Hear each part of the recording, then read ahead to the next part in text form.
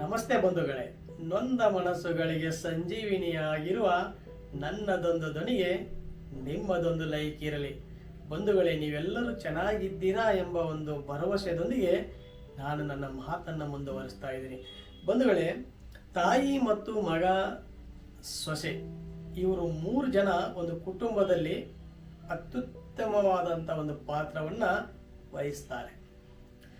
ಇದರ ಜೊತೆ ಮಾತಾ, ಪಿತಾ, ದೇವ ಮತ್ತು ಗುರು, ಇವರು 4 ಜನ ನಮ್ಮ ಸುತ್ತಮುತ್ತಲಿನಲ್ಲಿ ಒಂದು ಪ್ರಾಮುಖ್ಯತೆಯನ್ನು ವಹಿಸ್ತಾರೆ. ಹಾಗಾದರೆ ಏನು ಇದರ ಒಂದು ಪ್ರಾಮುಖ್ಯತೆ? ಒಂದು ಕುಟುಂಬದಲ್ಲಿ ತಾಯಿಯ ಪಾತ್ರ ಏನು, ಮಗನ ಪಾತ್ರ ಏನು, ಮಗ ಕರೆದುಕೊಂಡು ಬಂದಂತಹ ಹೆಂಡತಿಯ ಪಾತ್ರ ಏನು, ಅಂದರೆ ತಾಯಿ, ಮಗ, ಸೊಸೆಯ ಪಾತ್ರ ಏನು ಒಂದು ಕುಟುಂಬದಲ್ಲಿ ಅನ್ನುವುದನ್ನು ನಾನು ಎಳೆಯಾಗಿ ಬಿಚ್ಚಿಡ್ತಾ ಇದ್ದೀನಿ. ಹೇಗಿದ್ದರೆ ಕುಟುಂಬ ಸಂತೋಷವಾಗಿ ಬದುಕುತ್ತೆ ಅನ್ನೋದಕ್ಕೆ ಇವರು 3 ಜನಗಳ ಒಂದು ಕಥೆಯನ್ನು ನೀವು ಕೇಳಿ. ಆದ್ದರಿಂದ ನಾನು ಸಂಕ್ಷಿಪ್ತವಾಗಿ ಹೇಳೋದಾದ್ರೆ ನೋಡಿ, ಇವಾಗ ಮಾತಾನಿಂದ ಮಹಾವ್ಯಾಧಿ, ಪಿತಾನಿಂದ ಅಕ್ಷನಾಶನ, ದೇವನಿಂದ ದರಿದ್ರತ್ವ, ಗುರುನಿಂದ ಕುಲಕ್ಷೇಮ ಅಂತ ಹೇಳ್ತಾರೆ. ಅಂದ್ರೆ ಮಾತಾನಿಂದ ಅಂದ್ರೆ ತಾಯಿಯನ್ನ ಯಾರು ನಿಂದನೆ ಮಾಡ್ತಾರೆ ಅಂತವರು ಬರಬಾರ್ದ ರೋಗ ಬಂದು ಹೋಗ್ತಾರೆ ಅಂತ. ತಾಯಿಯನ್ನ ನಿಂದನೆ ಮಾಡಬಾರದು, ತಾಯಿಯನ್ನ ಬಾಯಿಗೆ ಬಂದ ಹಾಗೆ ಮಾತನಾಡಬಾರದು, ತಾಯಿಯನ್ನ ಅಸಭ್ಯವಾಗಿ ನಡೆದುಕೊಳ್ಳಬಾರದು. ಮಗ ಆಗಿರ್ತಕ್ಕಂಥವನು ತಾಯಿಯನ್ನ ದೇವರ ಒಂದು ಗುಡಿಯಲ್ಲಿಟ್ಟು ಪೂಜಿಸುವ ಒಂದು ಮಟ್ಟಕ್ಕೆ ಹೋಗ್ಬೇಕು. ಇಲ್ಲವಾದಲ್ಲಿ ಅವನಿಗೆ ಬರಬಾರದ ರೋಗ ಬರುತ್ತೆ ಅಂತ ಹೇಳ್ತಾರೆ. ಅದೇ ರೀತಿ ಪಿತಾನಿಂದ ಅಕ್ಷನಾಶನ, ಅಂದ್ರೆ ತಂದೆಯನ್ನ ಯಾರು ನಿಂದನೆ ಮಾಡ್ತಾರೆ ಅಂತವರಿಗೆ ಅಕ್ಷನಾಶ ಅಂದ್ರೆ ಕಣ್ಣು, ಅಕ್ಷ ಅಂದ್ರೆ ಕಣ್ಣು ಹೋಗ್ತಾವಂತೆ. ನೋಡ್ರಿ, ಯಾರು ತಂದೆಯನ್ನ ನಿಂದನೆ ಮಾಡ್ತಾರೆ ಅಂತವರ ಕಣ್ಣು ಬಿದ್ದು ಹೋಗ್ತಾವಂತೆ. ದಯವಿಟ್ಟು ಈ ವಿಡಿಯೋನ ನಿಮ್ಮ ಮನೆಯಲ್ಲಿ ಮಕ್ಕಳು ಉಡಾಳ ಏನಾರ ಆಗಿದ್ದರೆ ಅಂಥವ್ರ ಮುಂದೆ ಕೇಳಿ ಈ ವಿಡಿಯೋನ, ಅಟ್ಲೀಸ್ಟ್ ಸುಧಾರಿಸ್ತಾರನ್ನ ನೋಡೋಣ.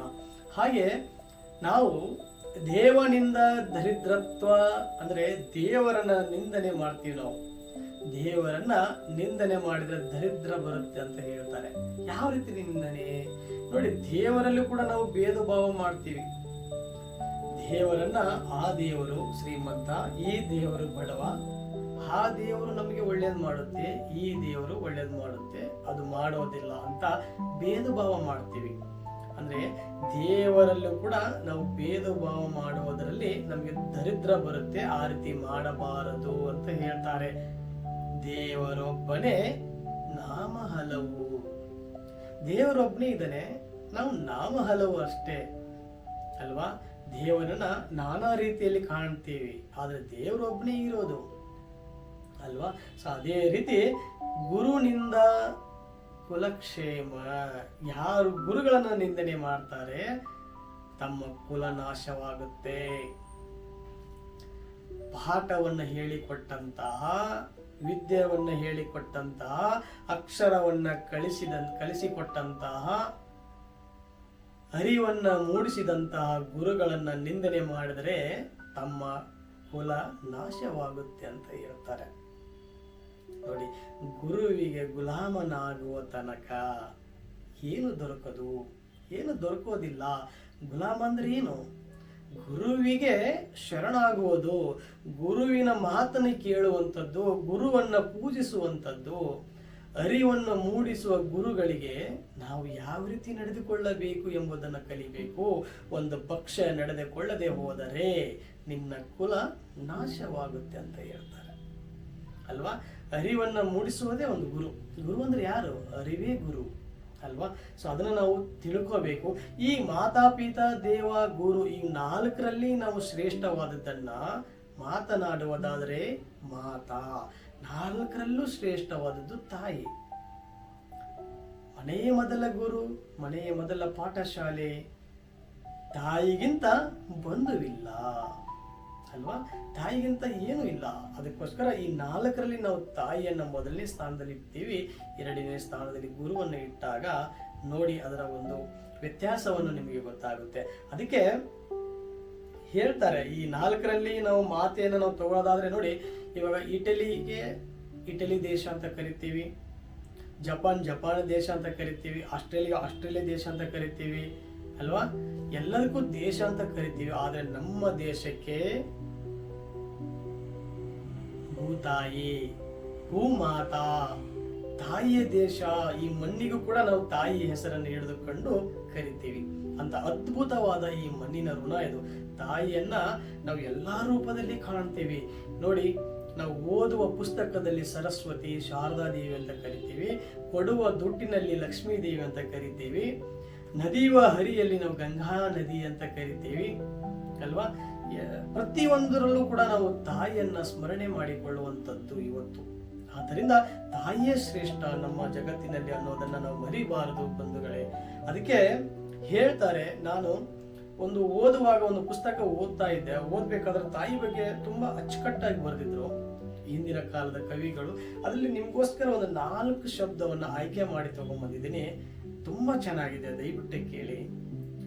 ಅಚ್ಚಕ್ಕಿ ಇರುವಾಗ ನುಚ್ಚಕ್ಕಿ ಅಂಗೇನ, ಇಚ್ಚಾಲಗಾತಿ ಹಡೆದವ್ವ ಇರುವಾಗ ನುಚ್ಚವರ ಸಂಗ ನಂಗೇಕೆ, ಬ್ಯಾಸುವಿಗೆ ದಿವಸಕ ಬೇವಿನ ಮರ ತಂಪ, ನೀ ತಂಪು ನನ್ನ ಹಡೆದವ್ವ ನನ್ನ ತವರಿಗೆ, ಭೀಮರತಿ ಎಂಬ ಹೊಳೆ ತಂಪು ನನ್ನವ್ವ ನೀ ತಂಪು ನನ್ನ ತವರಿಗೆ, ಕಾಶಿಗೆ ಹೋಗಾಕ ಎಷ್ಟೊಂದು ದಿವಸ ಬೇಕ, ತಾಸೊತ್ತಿನ ಹಾದಿ ನನ್ನ ತವರೂರ, ಬ್ಯಾಸತ್ತು ನಾನು ತವರಿಗೆ ಹೋದರೆ ಕಾಶಿ ಕುಂತಾಳ ನನ್ನವ್ವ. ಎಷ್ಟು ಸುಂದರವಾದ ಒಂದು ಪದಗಳು ಅಂದ್ರೆ, ತಾಯಿ ಅಚ್ಚಕ್ಕಿ ಇದ್ದ ಹಾಗೆ, ಅಚ್ಚು ಬೆಲ್ಲ ಇದ್ದ ಹಾಗೆ, ಇಚ್ಛಾಲಗಾತಿ ಅಳೆದವ್ವ ಇರುವಾಗ ನುಚ್ಚವರ ಸಂಗ ನಂಗೆ ಯಾಕೆ ಅಂದ್ರೆ, ನನ್ನ ಇಷ್ಟಪಡುವಂತ ತಾಯಿ ನನ್ನ ಜೊತೆ ಇರಬೇಕಾದರೆ ಇನ್ನೊಬ್ಬರ ಸಂಗ ನಂಗೇಕೆ ಅಂತ ಒಬ್ಬ ಒಳ್ಳೆಯ ಮಗ ಹೇಳ್ತಾನೆ.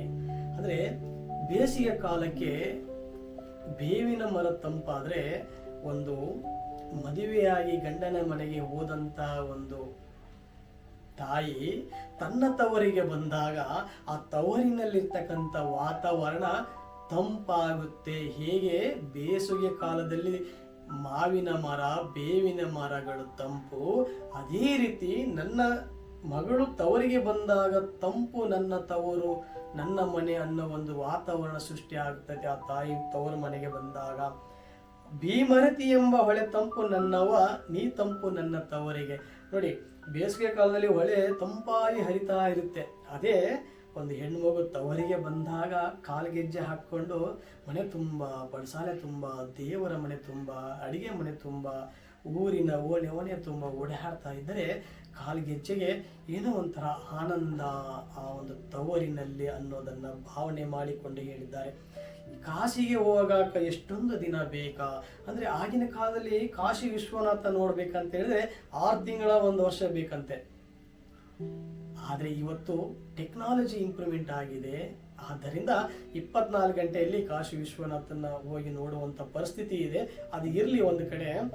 ಕಾಶಿಗೆ ಹೋಗಾಕ ಎಷ್ಟೊಂದು ದಿನ ಬೇಕಾ, ತಾಸೊತ್ತಿನ ಹಾದಿ ನನ್ನ ತವರೂರು, ಬ್ಯಾಸತ್ತು ನಾನು ತವರಿಗೆ ಹೋದರೆ ಅಂದ್ರೆ ಬೇಜಾರಾಗಿ ನಾನು ನನ್ನ ತವರಿಗೆ ಹೋದರೆ, ಕಾಶಿ ಕುಂತಾಳ ನನ್ನವ ಅಂದ್ರೆ ಆ ಗಂಡನ ಮನೆಯಲ್ಲಿ ಬೇಸತ್ತು ನಾನು ಗಂಡನ ಮನೆಗೆ ತವರ ಮನೆಗೆ ಹೋದರೆ, ಆ ತವರ ಮನೆಯಲ್ಲಿ ನನ್ನ ತಾಯಿ ಕುಳಿತುಕೊಂಡದ್ದನ್ನ ನಾನು ನೋಡಿದರೆ ಸಾಕ್ಷಾತ್ ಕಾಶಿ ವಿಶ್ವನಾಥನ್ನೇ ನೋಡಿದ ಹಾಗೆ ಆಗುತ್ತಂತ ಮಗಳು ವರ್ಣನೆ ಮಾಡ್ತಾಳೆ. ನೋಡಿ ಎಷ್ಟು ಸುಂದರವಾದ ಒಂದು ಶಬ್ದ. ತವರ ಮನೆಯಲ್ಲಿ ತಾಯಿ ಇರಬೇಕಂತೆ. ತಾಯಿ ಇದ್ದರೆ ಮಕ್ಕಳಿಗೆ ತುಂಬಾ ಆನಂದ. ಆದ್ರೆ ತಾಯಿ ಇಲ್ಲದ ಪಕ್ಷದಲ್ಲಿ ಅಣ್ಣ ನಮ್ಮವನಾದರೆ, ಅಣ್ಣನ ಹೆಂಡತಿ ನಮ್ಮವಳೇ. ಬಟ್ ಎಲ್ಲರೂ ಹಾಗೆ ಇರೋದಿಲ್ಲ. ಇವತ್ತು ಕೂಡ ಅಣ್ಣನ ಹೆಂಡತಿ ತಾಯಿಗಿಂತ ಮಿಗಿಲಾಗಿ ನೋಡುವಂತ ಅಣ್ಣನ ಹೆಂಡತಿಯರು ಇದ್ದಾರೆ. ನಾನು ಇಲ್ಲಂತಾನೆ ಹೇಳೋದಿಲ್ಲ, ಅದು ಒಂದು ಕಡೆ. ಅದಕ್ಕೋಸ್ಕರ ತಾಯಿ ಇರಬೇಕು. ಆ ಗಂಡನ ಮನೆಯಲ್ಲಿ ಬೇಸತ್ತು ತವರಿಗೆ ಹೋದಾಗ ತಾಯಿ ನೋಡಿದ್ರೆ ಸಾಕ್ಷಾತ್ ಕಾಶಿ ವಿಶ್ವನಾಥನೇ ನೋಡುವ ಹಾಗೆ ಆಗುತ್ತೆ ಅನ್ನೋ ಒಂದು ಸಂಭಾಷಣೆಯನ್ನ ಈ ಒಂದು ಪದದಲ್ಲಿ ಹೇಳಿದ್ದಾರೆ. ಅದಕ್ಕೋಸ್ಕರ ಹೇಳೋದು, ತಾಯಿಯನ್ನ ಯಾರು ಕಡೆಗಣಿಸ್ತಾರೆ ಅಂತವರಿಗೆ ನನ್ನದೊಂದು ಧಿಕ್ಕಾರ, ಇದು ಮಾತ್ರ ಖಂಡಿತ. ಅದಕ್ಕೋಸ್ಕರ ತಾಯಿ ಮಗ ಅನನ್ಯವಾಗಿ ಬದುಕ್ತಾ ಇರಬೇಕಾದ್ರೆ ಮಗ ಒಂದು ಹುಡುಗಿಯನ್ನ ಪ್ರೀತಿ ಮಾಡ್ತಾನೆ. ತುಂಬಾ ಅದ್ಭುತವಾದ ಕತೆ.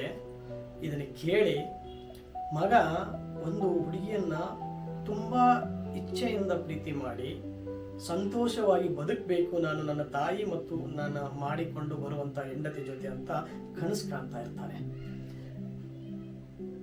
ಆ ಒಂದು ಕನಸಿನಲ್ಲಿ ಕೇಳ್ತಾನೆ ಹುಡುಗಿನ, ನಾನು ಮದುವೆ ಆಗ್ತೀನಿ, ನಿನ್ನ ಮದುವೆ ಆಗ್ತೀಯಾ ಅಂತ ಕೇಳಿದಾಗ, ಓಕೆ ನಾನು ಮದುವೆ ಆಗ್ತೀನಿ, ಮನೆಯಲ್ಲಿ ಯಾರ್ಯಾರಿದ್ದಾರೆ ಹಾಗಿದ್ದಾರೆ ನೋಡು, ನಾನು ನನ್ನ ತಾಯಿ ಇಬ್ಬರು ಅನನ್ಯವಾಗಿ ಜೀವನ ಮಾಡ್ತಾ ಇದ್ದೀವಿ ಈಗಿನ ಒಂದು ಮಟ್ಟಿಗೆ ಅಂತ ಹೇಳ್ತಾನೆ. ನೋಡು, ನಿನ್ನ ತಾಯಿ ನನ್ನೊಟ್ಟಿಗೆ ಇರುವುದಾದರೆ ನಾನು ಮದುವೆ ಮಾಡ್ಕೊಳ್ಳಲ್ಲ, ಇದು ಲವ್ ಕ್ಯಾನ್ಸಲ್, ಮದುವೆ ಕ್ಯಾನ್ಸಲ್ ಅಂತ ಆ ಹುಡುಗಿ ಅವನಿಗೆ ಹೇಳ್ತಾಳೆ. ಅದಕ್ಕೆ ನೋಡು, ನನ್ನ ತಾಯಿ ನನ್ನ ಪ್ರೀತಿ ಮಮಕಾರ ಮಮತೆಯಿಂದ ಜೋಪಾನ ಮಾಡಿ 9 ತಿಂಗಳ ಹೊತ್ತು ಹೆತ್ತು ಜೋಗಳ ಆಡಿ ಎದೆ ಅಮೃತವನ್ನ ಕುಡಿಸಿ ನನ್ನ ಜೋಪಾನ ಮಾಡಿದ್ದಾಳೆ. ಆ ತಾಯಿಯನ್ನ ಬಿಟ್ಟು ನಿನ್ನ ಜೊತೆ ಬದುಕುವುದೆಂದರೆ ಏನು? ಅದು ಸಾಧ್ಯ ಇಲ್ಲ. ತಾಯಿ ಎಷ್ಟು ಪ್ರಾಮುಖ್ಯತೆ ನನ್ನ ಜೀವನಕ್ಕೆ, ನೀನು ಕೂಡ ಅಷ್ಟೇ ನನಗೆ ಪ್ರಾಮುಖ್ಯತೆ, ದಯವಿಟ್ಟು ಆ ರೀತಿಯೆಲ್ಲ ಹೇಳಬೇಡ ಅಂತ ಮನವರಿಕೆ ಮಾಡ್ತಾನೆ ಆ ಹುಡುಗಿಗೆ. ಆ ಹುಡುಗಿ, ಇಲ್ಲ, ನಿಮ್ಮ ತಾಯಿ ನನ್ನ ಜೊತೆ ಇರುವುದಾದ್ರೆ ನಾನು ನಿನ್ನ ಜೊತೆ ಬರೋದಿಲ್ಲ. ಪಾಪ ಆ ಹುಡುಗನಿಗೆ ಈ ಕಡೆ ತಾಯಿನೂ ಬೇಕು, ಈ ಕಡೆ ಈ ಹುಡುಗಿನೂ ಬೇಕು ಅನ್ನೋ ಒಂದು ಸಂದರ್ಭದಲ್ಲಿ ಒಂದು ಬುದ್ಧಿ ಓಡಿಸಿ, ಸರಿ ಆಯ್ತು, ನಾನು ನನ್ನ ತಾಯಿಯನ್ನ ಚೆನ್ನಾಗಿ ನೋಡ್ಕೊಳ್ತೀನಿ, ನಿನ್ನ ಜೊತೆ ನಾನು ಬಿಡೋದಿಲ್ಲ, ನಾನು ಪಕ್ಕದ ಮನೆಯಲ್ಲಿ ಎಲ್ಲೋ ಒಂದು ಕಡೆ ನಾನು ನನ್ನ ತಾಯಿಗೆ ಒಂದು ಮನೆ ಮಾಡಿ ಕೊಟ್ಟು ನಾನು ನೋಡ್ಕೊಳ್ತೀನಿ, ನಾವಿಬ್ಬರು ಅನನ್ಯವಾಗಿ ಬದುಕೋಣ ಅಂತ ಹೇಳಿ ಮದುವೆ ಆಗಿ ಕರ್ಕೊಂಡು ಮನೆಗೆ ಹೋಗ್ತಾನೆ. ಇನ್ನು ಹೋಗಿದ ತಕ್ಷಣ, ನೋಡಪ್ಪ, ನೀನು ಹೇಳಿದ್ದಿ ನಿನ್ನ ತಾಯಿಯನ್ನ ಮದುವೆ ಆದ ನಂತರ ಹೊರಗಡೆ ಕಳಿಸ್ತೀಯ ಅಂತ. ಆಯ್ತು, ನನ್ನ ತಾಯಿ ಹತ್ರ ಮಾತಾಡ್ಕೊಂಡ್ ಬರ್ತೀನಿ, ನೀನು ಸ್ವಲ್ಪ ಕಾಯಿ ಅಂತ ಹೇಳಿ ತಾಯಿ ಹತ್ರ ಹೋಗ್ತಾನೆ. ಅವ್ವ, ನಾನು ಮದುವೆ ಆಗಿದ್ದೀನಿ, ನನ್ನ ಹೆಂಡತಿ ನಾನು ಮಾತು ಕೊಟ್ಟಿದ್ದೇನೆ, ನಿನಗೇನು ಬೇಕೆಲ್ಲ ಸೌಕರ್ಯ ಮಾಡಿದ್ದೇನೆ, ಮನೆ ಮಾಡಿದ್ದೇನೆ, ದಯವಿಟ್ಟು ನೀನು ಅಲ್ಲಿ ಜೀವನ ಮಾಡು, ನಿನಗೆಲ್ಲ ನಾನು ಕೊಡ್ತೀನಿ, ತಪ್ಪು ತಿಳ್ಕೊಬೇಡ ಅಂತೇಳಿ ಕೈ ಮುಗಿದು ತಾಯಿಯಲ್ಲಿ ಕೇಳಿದಾಗ, ಆ ತಾಯಿ, ಅಯ್ಯೋ ನನ್ನ ಕೂಸೆ, ಅಯ್ಯೋ ನನ್ನ ಕಂದ, ಕೈ ಮುಗಿಬೇಡ, ನಿನ್ನದು ತಪ್ಪೇನಿಲ್ಲ ಮಗ, ನಾನು ಬೆಳೆಸಿದಂಥ ಮಗ ನೀನು.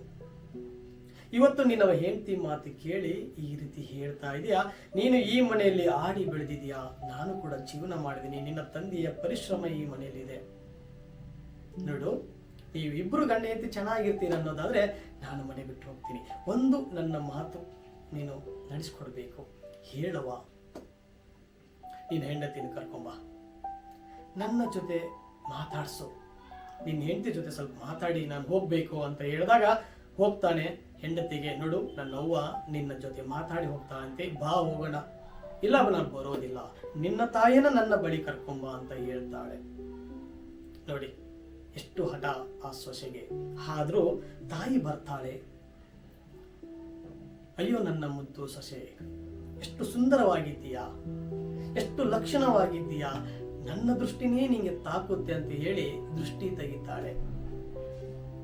ತಾಯಿ ಸೊಸೆಯನ್ನ ಮಗಳಂತೆ ಕಾಣ್ತಾಳೆ ಮೊದಲ ಹೆಜ್ಜೆಯಲ್ಲಿ ಆ ಮನೆಗೆ ಬಂದಂತ ಸೊಸೆಯನ್ನ.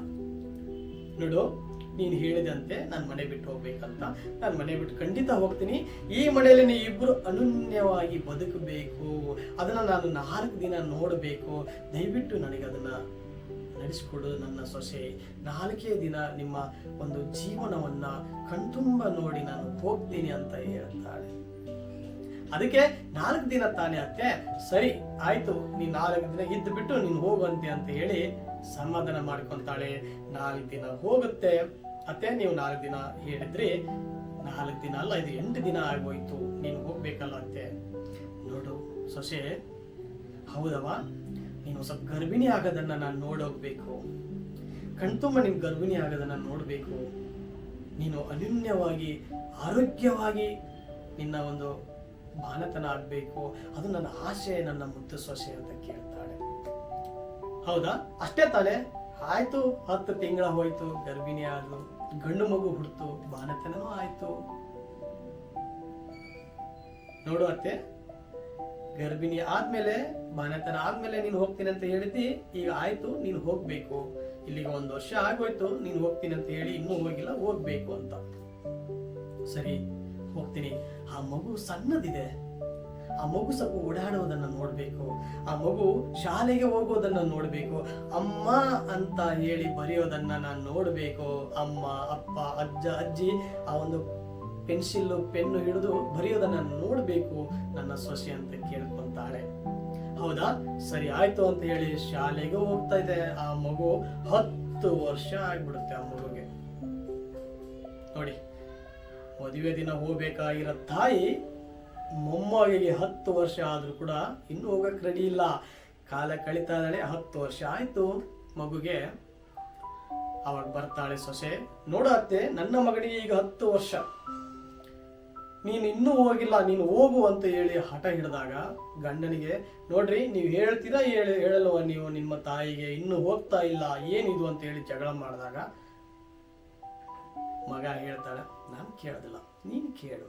ನೋಡಿ, ಮಗನ ಪಾತ್ರ ಇಷ್ಟೇ, ನಾನು ಕೇಳೋದಿಲ್ಲ ನನ್ನ ತಾಯಿಯನ್ನ, ನೀನೇ ಕೇಳು, ಕಳಿಸು ನೀನೇ ಅಂತ ಹೇಳಿ ತನ್ನ ಪಾಡಿ ತನ್ನ ದುಡಿಮೆ ಮುಖಾಂತರ ಒಂದು ಬಿಜಿ ಸ್ಕೆಡ್ಯೂಲಲ್ಲಿ ಮಗ ಇದ್ದು ಬಿಡ್ತಾನೆ. ಅವನಿಗೆ ಗೊತ್ತು ಏನಾಗುತ್ತೆ ಅನ್ನೋದನ್ನ.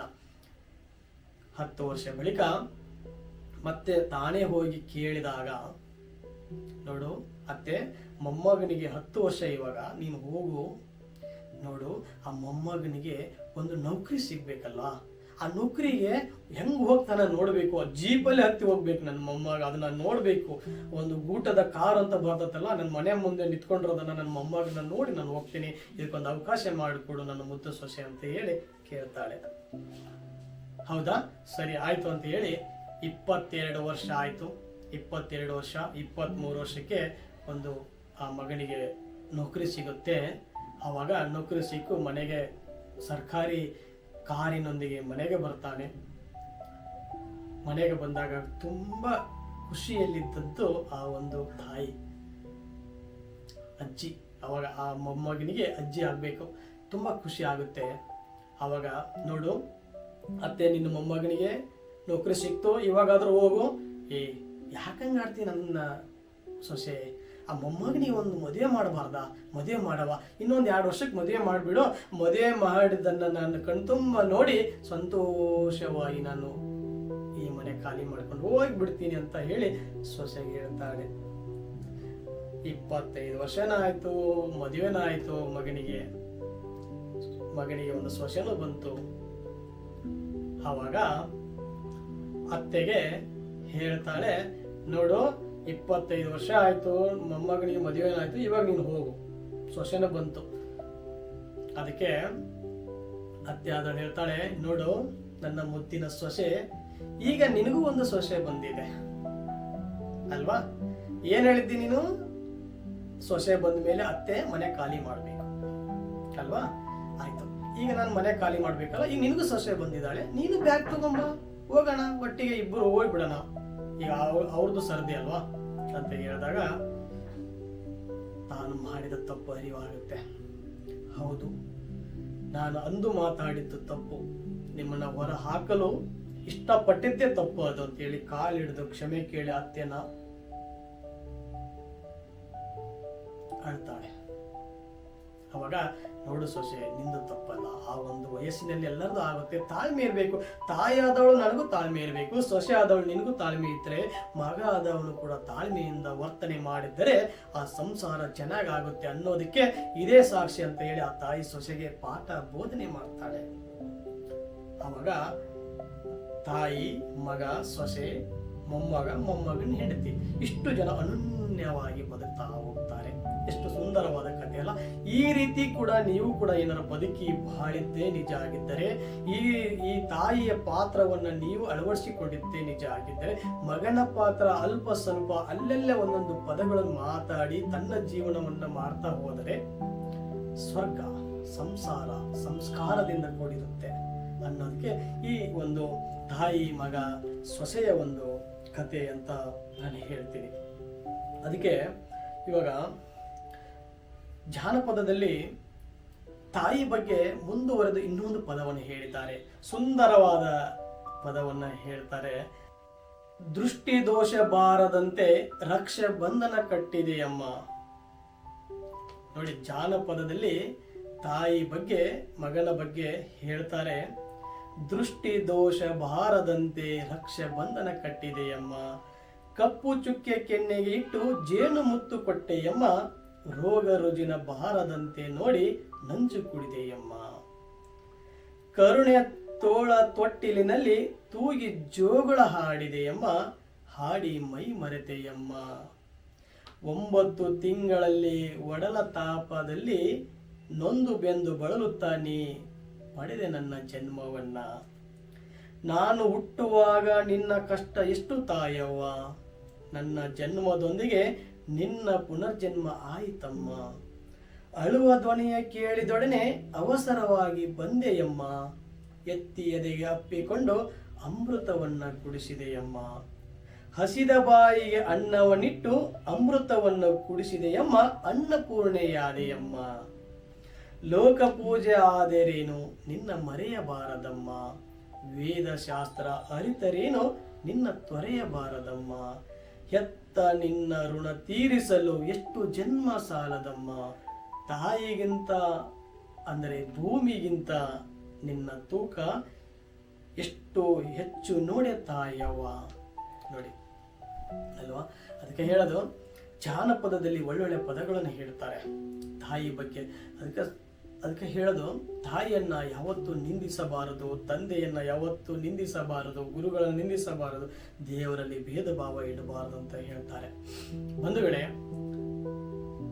ಇನ್ನು ಒಂದು ಕತೆ ಮುಂದುವರೆದು ಹೇಳುವುದಾದರೆ,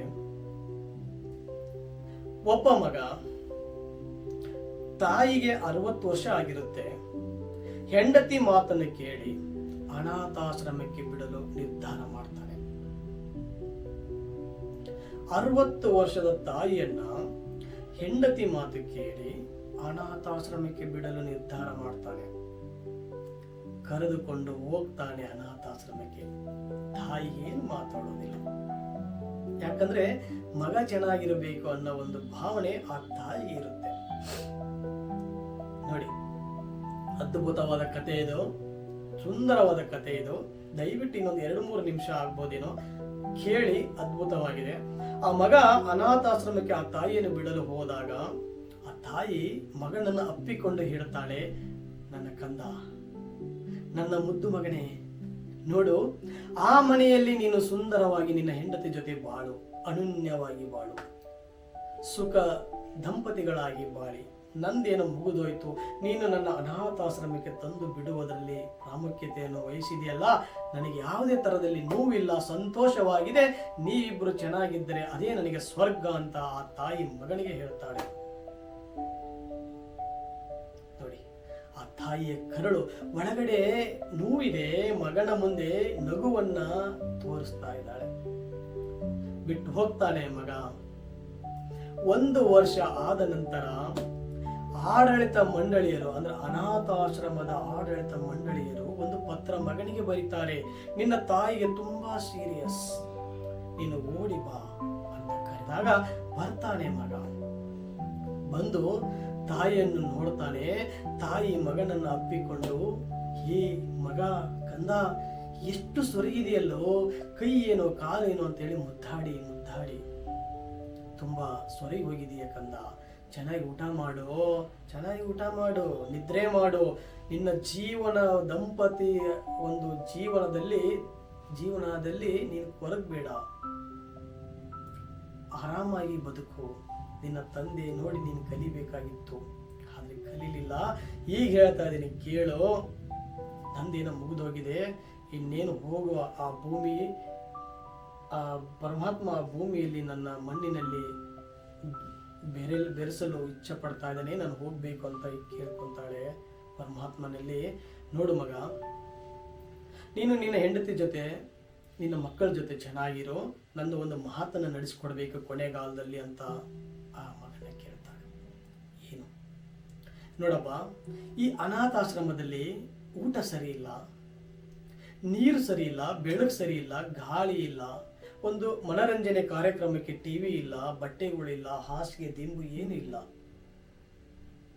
ವಾತಾವರಣ ತುಂಬ ಕಷ್ಟ ಇದೆ ಕಣಪ್ಪ ಇಲ್ಲಿ ಈ ಒಂದು ಅನಾಥಾಶ್ರಮದಲ್ಲಿ. ನನ್ನೊಂದು ಮಾತು ನಡೆಸಿಕೊಡು. ಇದನ್ನೆಲ್ಲದನ್ನು ನೀನು ರಿಪೇರಿ ಮಾಡಿಸ್ಬೇಕು. ಕಿಟಕಿಗಳನ್ನು ರಿಪೇರಿ ಮಾಡಿಸ್ಬೇಕು, ಫ್ಯಾನ್ ಹಾಕಬೇಕು, ಬಣ್ಣಗಳನ್ನು ಬಡಿಬೇಕು, ಊಟಕ್ಕೆ ಒಳ್ಳೆಯ ಆಹಾರವನ್ನು ಹೊರೈಕೆ ಮಾಡು, ನೀರಿನ ಒಂದು ಸೌಕರ್ಯವನ್ನು ಮಾಡಿಕೊಡು, ವಾಹನದ ಸೌಕರ್ಯ ಮಾಡಿಕೊಡು, ನನ್ನ ಆತ್ಮಕ್ಕೆ ಶಾಂತಿ ಸಿಗುತ್ತೆ ಅಂತ ಹೇಳ್ತಾಳೆ. ಅದನ್ನೆಲ್ಲ ನಾನು ಯಾಕೆ ಮಾಡಬೇಕು ಅಂತ ಮಗ ಕೋಪದಿಂದ ತಾಯಿ ಬಳಿ ಹೇಳಿದಾಗ, ನೋಡು ಮಗ, ನನ್ನೇನೋ ಇಲ್ಲಿ ತಂದು ಹಾಕಿ ನೀನು ಹೋಗ್ಬಿಟ್ಟೆ. ನನ್ನ ಕಷ್ಟ ಇಲ್ಲಿ ಏನು ಅಂತ ಕೇಳೋರು ಇರಲಿಲ್ಲ. ಈ ಆಶ್ರಮದಲ್ಲಿ ಎಷ್ಟು ನೋವನ್ನು ಪಟ್ಟಿದ್ದೆ ಅಂತ ನನಗೆ ಮಾತ್ರ ಗೊತ್ತಿದೆ ಕಂದ. ಆದರೆ ಒಂದು ದಿನ, ಮುಂದೊಂದು ದಿನ ಇದನ್ನೆಲ್ಲದನ್ನು ಮಾಡಿಸದೆ ಹೋದರೆ ನಿನ್ನ ಮಗ ನಿನ್ನನ್ನು ಇಲ್ಲಿ ಕರೆದುಕೊಂಡು ಮಲಗಿಸಿದ್ದೇ ಕರೆ ಆದರೆ ಇಂಥ ವಾತಾವರಣದಲ್ಲಿ ನಿನ್ನನ್ನು ನೋಡಲು ನನಗೆ ಕಷ್ಟ ಆಗುತ್ತೆ ಮಗ, ಕಷ್ಟ ಆಗುತ್ತೆ. ನನ್ನ ಆತ್ಮಕ್ಕೆ ಶಾಂತಿ ಸಿಗಲ್ಲ ಕಂದ. ನೀನ್ ಚೆನ್ನಾಗಿರಬೇಕು. ನಿನ್ನ ಮಗ ಇಲ್ಲಿ ತಂದು ಹಾಕುವುದರೊಳಗಡೆ ಇದನ್ನು ನೀನು ಶುದ್ಧವಾಗಿ ಮಾಡು ಅಂತ ಹೇಳ್ತಾಳೆ. ಅಂದ್ರೆ ಇನ್ನೇನು ಹೋಗುವ ಸಂದರ್ಭದಲ್ಲೂ ಕೂಡ ಮಗನ ಬಗ್ಗೆ ಯೋಚನೆ ಮಾಡುವ ಏಕೈಕ ಜೀವ ಅಂದರೆ ಆ ತಾಯಿ. ಅದಕ್ಕೆ ತಾಯಿಯನ್ನ, ತಂದೆಯನ್ನ ಪ್ರತಿ ಎಪಿಸೋಡ್ ಅಲ್ಲಿ ನಾನು ಹೇಳಿದ್ದೀನಿ, ಸ್ವರ್ಗವನ್ನ ತಂದೆ ತಾಯಿ ಪಾದದಲ್ಲಿ ನಾವು ಕಾಣಬೇಕು. ತಂದೆ ತಾಯಿ ಕಣ್ಣಲ್ಲಿ ನೀರು ತರಿಸಬಾರ್ದು, ತಂದೆ ತಾಯಿಯನ್ನ ಬೇರ್ಪಡಿಸಬಾರ್ದು, ತಂದೆ ತಾಯಿಯಲ್ಲಿ ಭಾಗ ಕೇಳಬಾರದು, ತಂದೆ ತಾಯಿ ಕಷ್ಟದಲ್ಲಿ ಭಾಗ ಆಗ್ಬೇಕು ವಿನಃ ಸುಖದಲ್ಲಿ ಹೋಗಿ ಹುಡುಕನ್ನು ಹುಡುಕಬಾರದು. ಸಾಯುವ ವಯಸ್ಸಿನಲ್ಲೂ ಕೂಡ ನಿಮ್ಮ ಬಗ್ಗೆ ಯೋಚನೆ ಮಾಡುವ ಆ ತಂದೆ ತಾಯಿಗೆ ಗೌರವವನ್ನು ಕೊಡಿ. ತಂದೆ ತಾಯಿ ಗುರುಗಳನ್ನ, ದೇವರನ್ನ ಯಾರು ನಿಂದನೆ ಮಾಡ್ತಾರೋ ಈ ಪ್ರಪಂಚದಲ್ಲಿ ಅವರು ಉದ್ಧಾರಣೆ ಆಗೋದಿಲ್ಲ ಅನ್ನೋದಕ್ಕೆ ಈ ಒಂದು ಕಥೆಗಳೇ ಸಾಕ್ಷಿ. ಬಂಧುಗಳೇ, ಇದನ್ನ ಪ್ರತಿಯೊಂದು ಮನೆಗೂ ಕಳಿಸಿ, ಪ್ರತಿಯೊಂದು ಮನೆಗೂ ಕಳಿಸಿ ಈ ವಿಡಿಯೋನ. ಈ ವಿಡಿಯೋಯಿಂದ ಒಬ್ಬರಾದ್ರೂ ಪರಿವರ್ತನೆ ಆದರೆ ನನಗೂ ಕೂಡ ಖುಷಿ, ಸಾರ್ಥಕ ಆಗುತ್ತೆ ನಾನು ಈ ಒಂದು ವಿಡಿಯೋ ಮಾಡಿದಕ್ಕೂ ಕೂಡ ಅಂತ ಹೇಳ್ತಾ ನನ್ನ ಮಾತನ್ನು ಮುಗಿಸ್ತಾ ಇದ್ದೀನಿ. ದಯವಿಟ್ಟು ಈ ವಿಡಿಯೋನ ಎಲ್ಲರಿಗೂ ಕಳಿಸೋದನ್ನ ಮರಿಬೇಡಿ, ಸಬ್ಸ್ಕ್ರೈಬ್ ಮಾಡ್ಕೊಳ್ಳೋದನ್ನ ಮರಿಬೇಡಿ, ಲೈಕ್ ಮಾಡಿ, ಕಮೆಂಟ್ಸ್ ಮುಖಾಂತರ ದಯವಿಟ್ಟು ಈ ವಿಡಿಯೋವನ್ನ ನೋಡಿ ಹೇಗಿದೆ ಅಂತ ಹೇಳೋದನ್ನ ನನಗೆ ಮರಿಬೇಡಿ ಅಂತ ಹೇಳ್ತಾ ಮತ್ತೊಮ್ಮೆ ನಿಮಗೆ ನಮಸ್ಕರಿಸುತ್ತಾ ಶುಭವಾಗಲಿ ಎಲ್ಲರಿಗೂ ಅಂತ ಹೇಳ್ತಾ ನನ್ನ ಮಾತನ್ನು ಮುಗಿಸ್ತಾ ಇದ್ದೀನಿ. ಜೈ ಹಿಂದ್, ಜೈ ಕರ್ನಾಟಕ ಮಾತೆ.